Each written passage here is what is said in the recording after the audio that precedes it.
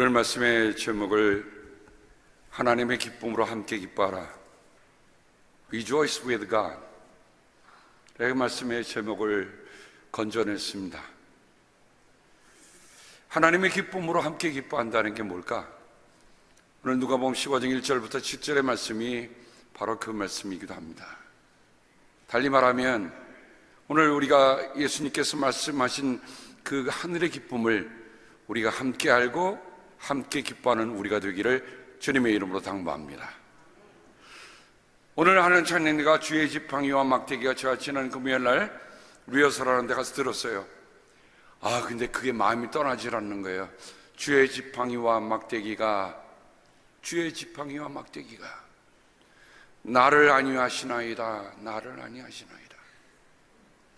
돌아보고 생각해 보니까 정말 제가 걸어온 모든 순간순간마다 주님의 지팡이와 주님의 막대기가 나를 지켜주셨다. 여러분, 양이라는 존재는 어떤 존재입니까? 15m 이상을 볼 수 없는 아주 근시에다가 고집도 세요. 그러나 자기를 구원할 수 있는, 자기를 보호할 수 있는 아무런 장비가 없는 게 양입니다. 여기 양 99마리를 내버리고 이른 양 한 마리를 찾아 나선 목자의 얘기가 있습니다. 여러분, 의학적인 용어에 그런 말이 있죠. Critical period. 만약 어떤 사람이 지금 사고 나서 쓰러졌습니다. 그 크리티컬 피리어드 안에 그를 빨리 응급실에 옮겨서 살면 살아가는 거예요. 근데 그 크리티컬 피리어드를 놓치면 그는 살아도 산 목숨이 아니에요. 종종 우리 성도님들과 대화하면서 또 그분들이 살아온 그 삶의 얘기를 하면서 그런 얘기를 많이 듣습니다. 지난주에는 제가 장로님 한 가정을 신방했는데 정말 마음이, 총알이 대동맥 2개를 뚫고 가서 그야말로 그분이 살아계신 것만 해도, 그래서 그분이 7개월 동안의 그 코마 상태를 깨어나서 지금도 반은 정상적인 기능을 못하지만 그 반을 갖고 살아가는 그 모습 속에 보니까 주님의 지팡이와 주님의 막대기가 나를 안위하시다는 그 말씀이 결코 다른 말씀이 아니겠구나. 이런 양이 어떤 연고로 나가는지는 우리가 알 수가 없습니다. 근데 그 양 한 마리를 찾으려고 지금 목자가 길을 나선 거예요. 오늘 말씀에 보면 감사하게도 그 양을 어떻게 했어요? 크리티컬 피리어드 안에 찾은 거예요. 여러분 한번 생각해 보세요. 그 양을 찾기 위해서 목자는 알고 있는 거예요.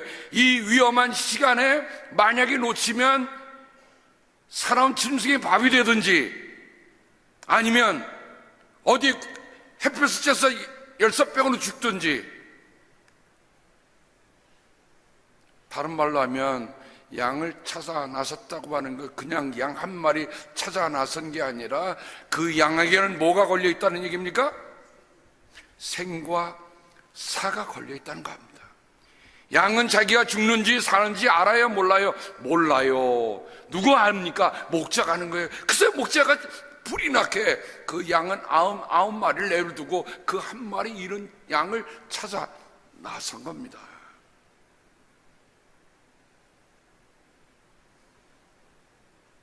우리가 잘 아는 다윗 왕은 시를 많이 썼습니다.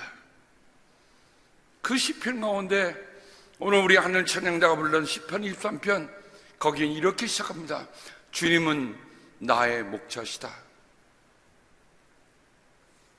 여기에 덧붙일 말이 아무것도 없는 거예요. 그 말은 목자가 없는 양은, 목자를 잃은 양은 죽은 거예요. 그러니까 주님은 나의 목자라고 하는 다윗의 고백 속에는 그가 평생 가졌던, 나는 당신 없이는 내 목숨이 아무것도 아닙니다. 주님 없이는 나의 이 왕의 자리가 무슨 의미가 있습니까? 심지어 그가 나락에 떨어져서 실패했던 그 순간에도 그가 찾았던 건 누굽니까? 주님이에요. 알았어요. 그러므로 시편 23편은 아름다운 목가적인 풍경을 노래하는 낭만적인 시가 아닙니다. 죽음의 어두운 골짜기를 수없이 지나온 목자의 고백입니다. 저는 그 장로님의 말씀을 들으면서 그런 생각했어요. 정말 총알이 내 대동맥을 두 개를 끊으면서 대동맥을 뚫은 걸 아셨어요? 모르셨잖아요. 그분은 그냥 쓰러져 계신 거야. 병원을 긴급 후송하고 있는 그 동안에 수많은 일들이 일어났을 거예요. 왜냐하면 그 7개월 동안의 그 코마 상태는 뭐와 뭐를 오고 가온 상태입니까? 죽음과 삶이 바로 내 코끝에 있다고 하는 거예요.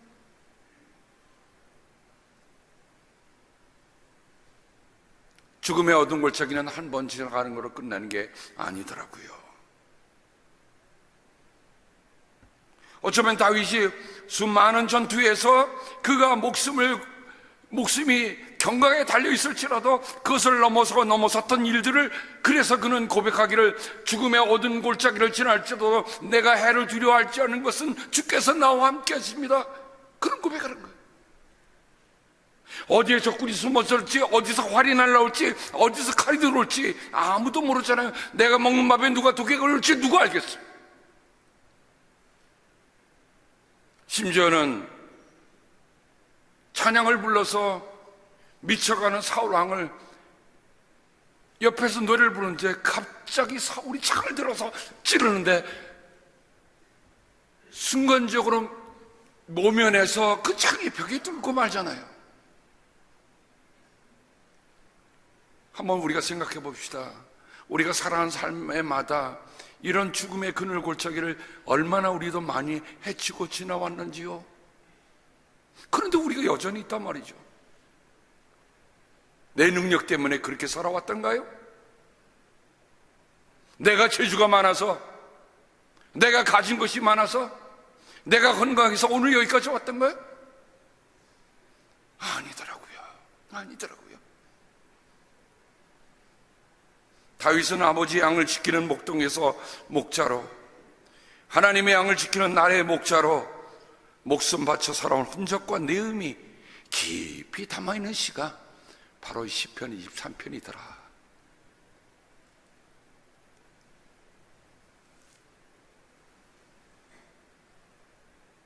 그런데 성경은 오늘들에게 왜 우리가 목자가 필요한가, 그리고 그 목자의 삶을 대변해 주는 얘기들이 뭡니까?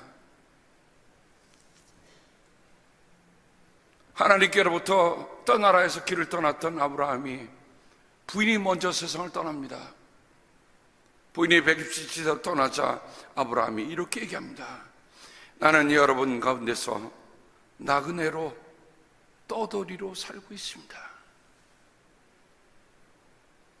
어떤 의미에서 보면 우리의 인생은 떠돌이에요. 하나님 앞에 갈 그 순간까지는 떠도는 거예요. 떠돌이에요.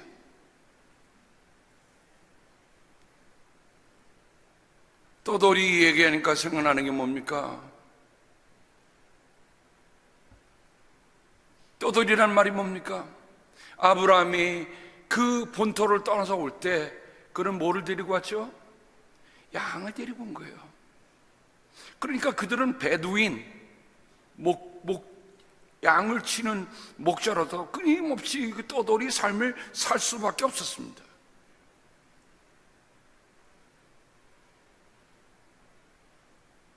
창세기가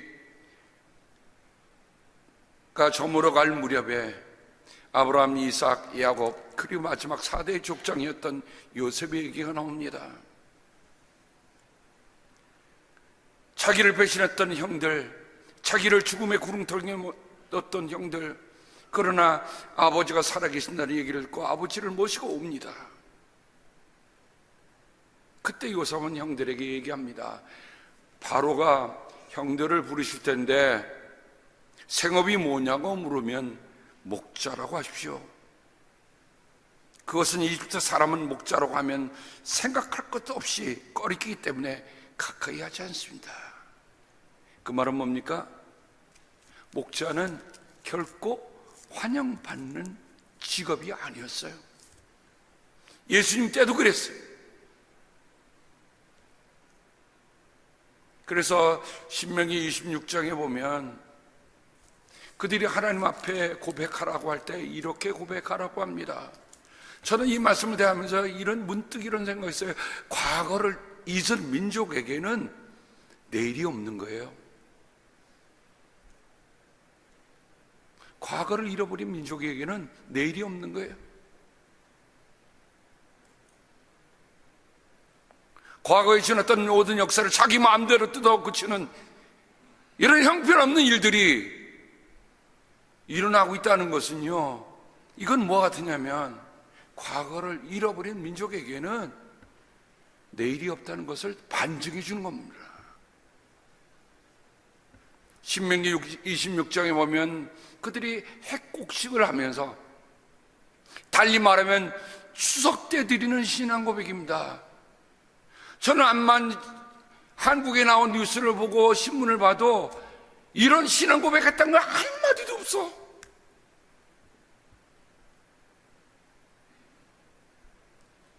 신명기 26장에는 이렇게 고백하라고 합니다. 제 선조는 떠들며 사는 아람인이었습니다.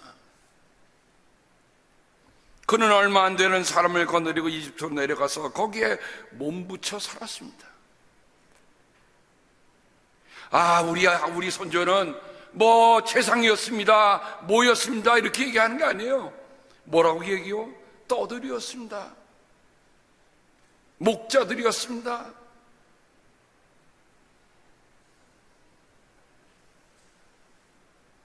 자, 근데 그 목자가 생각나는 지금 시편 23편에 주의 지팡이와 막대기로 불렀죠. 골리앗과 일전을 앞둔 다윗의 얘기입니다. 임금님의 종인 저는 아버지의 양떼를 지켜왔습니다. 아버지의 양떼를 지키는 목동으로 다윗은 크고 있었어요. 근데 저는 이 말씀을 대하면서, 오늘의 지도자들이 이런 것 좀 닮아가라. 사자나 곰이 양떼에 달려들어 한 마리라도 물어가면 저는 곧바로 뒤쫓아가서 그 놈을 쳐 죽이고 그 입에서 양을 꺼내어 살려내곤 하였습니다. 그 짐승이 저에게 덤벼들면 그 턱수염을 붙잡고 때려 죽였습니다. 아니, 이게 홍안의 소년에게서 나오는 얘기입니까? 무슨 말이에요? 그가 목동이었음에도 불구하고 아버지 양떼를 지키고 있음에도 불구하고 만약에 양 한 마리라도 위급한 거 일을 당하면 그 양이 물어뜯기 죽기 전에 그 입에서 건져냈다. 여러분, 다윗이 어릴 적부터 배운 목동의 얘기입니다. 남들이 다 꺼리는 목자 얘기입니다. 그런데 하나, 양을 위해 자신의 목숨을 아끼지 않던 목자가 되었기에 그가 나라의 목자가 된 것입니다. 그는 자신이 목동이라는 것을 한 번도 잊은 적이 없어요. 내가 이렇게 저 냄새나는 양 속에서 살고 있었지만 하나님이 그 보잘것없는 나를 택하셔서 나라의 목자가 되셨다. 그래서 그가 왕이 되었을 때에 그의 소원이 뭐였어요? 하나님의 법궤를 모셔놓은 일이요, 하나님의 법궤를 모시는 성전을 짓는 일이었습니다. 제1차가 하나님의 법궤를 모셔오는 일이 결코 쉽지 않았어요. 그런데 마침내 그 하나님의 법궤를 모셔올 때의 일, 저는 성경에 나타난 그 사건 가운데 정말 왕이 이렇게 주책 없이 춤을 추는 그 모습이요, 전 너무너무 좋아요. 오늘 우리는 뭔가 믿는다고 하면서 기쁠 때도요, 뭔가 저 기쁨을 잠깐 감춰. 슬플 때도 슬픔을 좀 감춰. 여러분 기쁠 때는 좀 웃자고요, 슬플 때는 엉엉 울자고요. 웃지도 않고 울지도 않고 이런 사람들이 무서운 사람들인 것 같아요.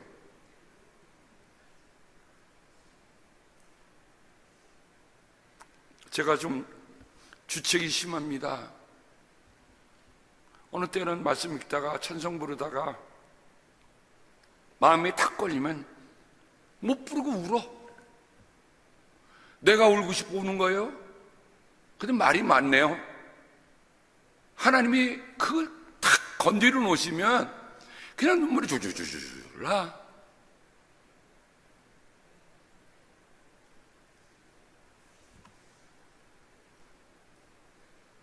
다윗이 그렇게 덩실덩실 춤을 추면서 하나님의 법궤가 모셔오는 걸 너무 좋아해서 마지막 춤까지 추는데 그의 아내였던 미갈이 코웃음을 치는 겁니다.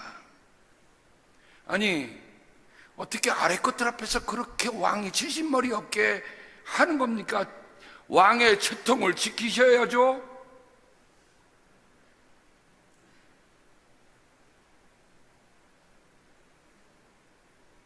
그러자 다윗은 얘기합니다. 내가 주님 앞에서 그렇게 춤을 추었어. 이거예요. 여러분, 지금 우리가 누구에게, 누구 앞에서 예배를 드리는 거죠? 누구를 위한 예배를 드리는 겁니까? 사람 보이라고 예배 드리는 거 아니잖아요. 그죠? 주님 앞에서 춤을 추었다. 다윗은 그가 주님이 계시다고 하는 것을 늘 생각하고 주님의 법궤를 모시는 그 순간이 너무 감격스러워서 주님이 보이는데 미갈은 뭘 보고 있는 겁니까? 아래 것들을 보는 거예요.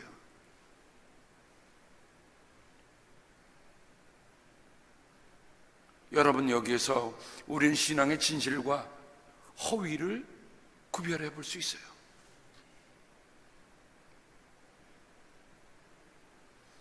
주님께서는 그대의 아버지가 누굽니까? 사울입니다. 그대의 온 집안이 있는데도 그들을 마다하시고 나를 뽑으셔서 주님의 백성 이스라엘을 다스리도록 통치자로 세우셨어. 그러니 나는 주님을 찬양할 수밖에 없어. 나는 언제나 주님 앞에서 기뻐하며 뛸 것이요. 나는 언제나 주님 앞에서 기뻐하며 뛸 것이요. 사랑하는 성도 여러분, 우리가 드리는 모든 기도나 모든 찬양이나 모든 예배 행위가 주님 앞에서 한다는 걸 한 번도 잊지 않으시길 주님의 이름으로 당부합니다. 이거 되면 돼요. 주님에 대한 시선을 놓치니까 순간 딴정심 파는 거예요. 여러분, 예배 드리면서 어디 한눈 팔 시간이 어디 있겠어요? 내 눈앞에 주님이 보시는데, 주님을 보고 있는데 그럴 수 없어요. 그래서도 안 됩니다. 예배는 주님께만 집중하는 거 아니야?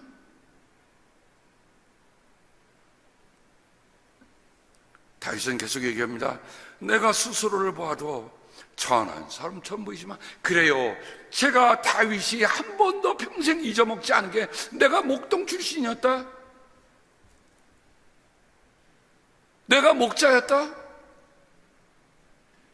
내가 냄새나고 더럽고 한 번도 씻지 않아서 그저 약 물고 나가면 그냥 매달리고 돌아다니는 그 목동이었다. 그러니 그 목동이 할 게 뭐 있어요? 체면이 뭐 있어요? 예복이 뭐 있어요? 어찌 보면 다윗은 그 왕자리에서 있는 예복 자체도 거추장스러웠을 것 같아요. 깨끗하게 닦아줘 주는 상차림도 이것도 너무 번거로웠을 것 같아. 그냥 아무데나 팍 얹고 그 더러운 손으로 칫발 먹어도 감사했던 그 순간들. 그러니 다윗은 한순간도 자기가 내가 높은 사람이라고 생각해 본 적이 없어요. 내가 봐도 나는 어떤 사람이요? 천한 사람처럼 보이지만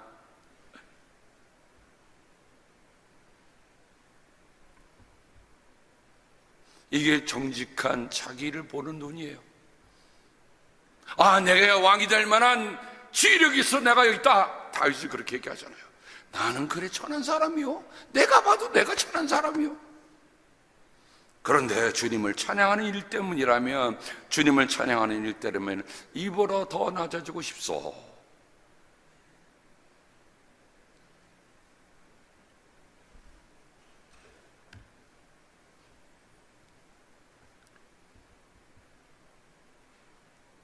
하나님 앞에서 춤추는 다윗과 못마땅해서 궁시랑 비아냥 투덜거리는 미갈의 대조적인 모습이 바로 오늘 모습 속에 나타나고 있습니다. 세리들과 죄인들이 모두 예수의 말씀을 들으려고 그에게 가까이 몰려들었습니다.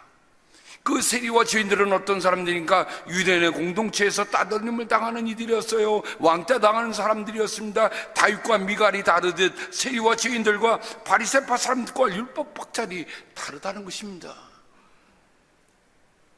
그래서 주님께서는 그들에게 오늘 비유를 말씀해 주신 것입니다. 너희 가운데서 어떤 사람이 양 100마리를 가지고 있는데 그 가운데 한 마리를 잃으면 99마리를 들여두고 그 잃은 양을 찾을 때까지 찾아다니지 않겠느냐? 여러분, 오늘 말씀 속에 제가 줄을 쳐놓은 그 대목을 다시 한번 보십시다. 한 마리를 잃으면 어느 때까지? 그 잃은 양을 찾을 때까지. 근데 여기에는 이런 함축적인 의미가 담겨 있습니다. 그 양이 죽기 전에, 여러분, 죽어서 털털거리면서 데려오는 거하고 살아서 건져오는 거하고 어떨까요? 죽었으면 기뻐서 왔을까요? 사랑하는 여러분, 우리가 신앙생활하고 교회가 있다고 하는 건 뭐를 위해 하는 겁니까? 영혼을 살리는 게 교회입니다. 아멘? 영혼을 살리는 게 교회예요. 교회 와서 뭐 친교하자고 모이는 거 아닙니다. 뭐 갈 것이 없어서 오는 거 아니에요. 교회는 영혼을 살리는 곳이에요. 근데 그 영혼을 어떻게 살려야 돼요? 죽기 전에 살려야 합니다. 죽기 전에 살려요. 그 양을 찾을 때까지 찾아다니지 않겠느냐? 사랑하는 여러분, 이거 단지 예수님의 심령으로만 생각하지 마세요. 오늘 예수님으로부터 목숨을 구해받은 오늘 우리 모두는 어떻게 보면 이 세상에 긴급 요원으로 부른 거예요. 왜냐하면 돌아보니까 지금 죽어가는 사람이 있다, 이런 사람이 있다. 어떡하라고? 찾아가라. 언제? 죽기 전에 찾아가라. 여러분이 사랑하는 사람이 예수를 믿지 않으면 죽은 다음에 달아가서 엉엉 울고 통곡한들 무슨 소용이 있습니까? 죽기 전에 그를 찾아가서 예수 믿는 것이 생명의 길이라 말씀해 주지 않으면 옳은 이 말씀을 우리가 100번 읽어도 아무런 의미가 없는 거예요. 이런 양을 찾을 때까지 찾아다니지 않겠느냐?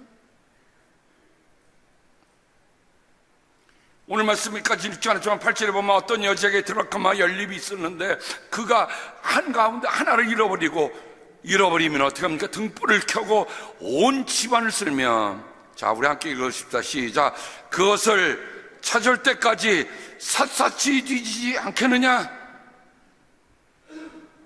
찾을 때까지 합시다. 찾을 때까지 합시다. 하나님은 그 잃은 양 은전을 찾을 때까지 찾으신다는 것 우리가 잊지 않기를 바랍니다. 성경에 보면, 성경은 어떻게 보면 찾으시는 하나님 얘기예요. 첫째 사람의 얘기죠. 주 하나님이 동산을 거니는 소리를 들으니까 남자와 그 아내가 주 하나님의 낯을 피하여서 동산나무 사이에 숨었습니다. 아람아, 내가 어디 있느냐? 숨는 사람들과 찾으시는 하나님의 모습이 여기에 대조되고 있습니다. 하나님께서 동산을 거니시는 소리를 제가 들었습니다. 저는 벗은 몸인 것이 들어와서 숨었습니다. 계시록에 보면, 보아라, 내가 문 밖에 서서 문을 두드리고 있다. 누구든지 내 음성을 듣고 문을 열면 나는 그에게로 들어가서 그와 함께 먹고 그는 나와 함께 먹을 것이다. 무슨 말씀입니까? 문을 굳게 잠가 뒀는데도 불구하고 끝내 서서 두들고 계시는 주님의 모습입니다. 저러면 강제로 열지 않으세요. 여전히 찾아오세요. 어떻게 해요? 문 밖에 서서 문을 두드리고 있다. 그러니 창세부터 요한계시록까지 보면 결국 하나님은 어떤 분이에요? 찾아오시는 하나님이에요. 어떤 찾아오시는 하나님? 찾을 때까지 찾아오시는 하나님. 하나님은 찾을 때까지 찾으시고 포기하지 않는 하나님이신 것에 우리가 감사합시다. 우리 예수님은 요한복음 10장에서 나는 선한 목자다. 선한 목자는 양들을 위하여 자기 목숨을 버린다 하셨습니다. 다른 말로 하면 찾으시는데 그냥 찾는 게 아니에요. 목숨 걸고 찾으시고 목숨 주어 찾으십니다. 아멘. 누가 나를 위해서 내 목숨 구하기 위해서 내 목숨을 내주고 찾았다는 말입니까? 목숨 걸고 찾으시고 목숨 주어 찾으신 그분. 저는 말씀을 쓰면서 이 문장, 두 문장을 쓰면서 너무 감사했어요. 아, 주님이 나를 찾으시는데 어떻게 찾으셨다고요? 목숨 걸고 찾으셨어요. 목숨 걸고 찾으셨어요. 마침내는 목숨 주셔서 나를 찾으셨단 말이죠. 그분의 목숨 때문에 내가 살고 있는 거예요. 그분의 목숨 때문에 내가 새 생명을 얻은 거예요. 내가 그분 때문에 천국에 갈 수 있는 거예요. 내 공로, 아니에요. 그럴 수 없어요. 말도 안 돼. 내가 한 거 아무것도 없는데 그분이 목숨 주셔서 나를 찾으셨습니다. 전에는 여러분은 길 잃은 양과 같았으나 이제는 여러분의 영혼의 목자이신 감독이신 그에게로 돌아왔습니다. 예. 오늘 말씀에 보면 찾으면 기뻐하며 자기 어깨에 메고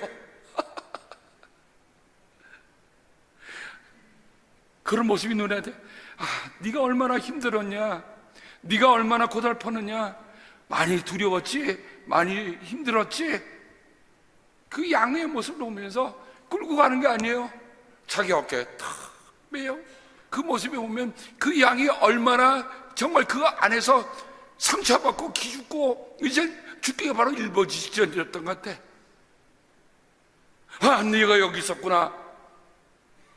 목자 음성 하나만 들어도요, 양은 살아나는 거예요. 어깨에 탁 맵니다. 목자의 체온이 자기에게 느껴지는 거예요.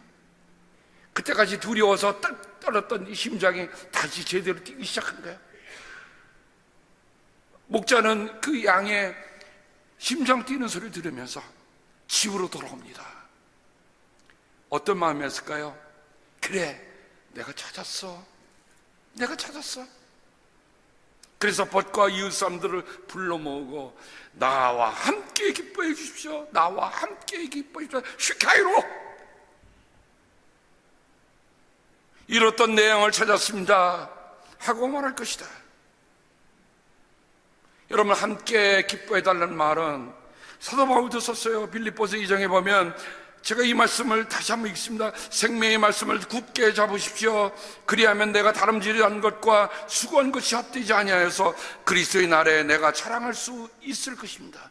사랑하는 성도 여러분, 22년 지나온 게 중요한 게 아니라 여러분이 들은 생명의 말씀을 굳게 붙잡으시기를 주님의 이름으로 당부합니다. 그래야 다름질한 것과 수고한 것이 헛되지 않습니다. 그리고 여러분의 믿음의 제사와 예배에 나의 피를 붓는 일이 있을지라도 나는 기뻐하고 여러분 모두가 함께 기뻐하겠습니다. 여러분도 이와 같이 기뻐하고 나와 함께 기뻐하십시오. 함께 기뻐한다는 게 뭔지를 바울은 이 빌립보서를 통해서 말씀해 줍니다. 어제 결혼식이 있어서 갔습니다. 결혼식 갔더니 한 청년이 고린도전서 13장을 읽더라고요. 영어로 물론 읽지만 그 중에 여러분 우리가 기억하는 거 있죠? 사랑은 불의를 기뻐하지 아니하며 진리와 함께 기뻐합니다. 우리말에는 두 문장으로 되어 있지만 원문에는 슈카이로 한 단어입니다. 진리와 함께 기뻐합니다. 저는 말씀을 묵상하면서 이렇게 정리해 봤어요. 하나님, 그러면 우리 주님께서 나와 함께 기뻐해달라는 말이나 또 바울이 나와 함께 기뻐해달라는 말이 무슨 말입니까? 하나님의 이름이 나의 이름이 되고 하나님의 찾음이 내 찾음이 되니 하나님의 기쁨이 내 기쁨이 되다. 그렇게 정리해 봤어요. 한번 우리 같이 읽어볼까요? 짧은 삼행시입니다. 시작. 하나님의 이름이 내 이름이 되고 하나님의 찾음이 내 찾음이 되니 하나님의 기쁨이 내 기쁨이 되다.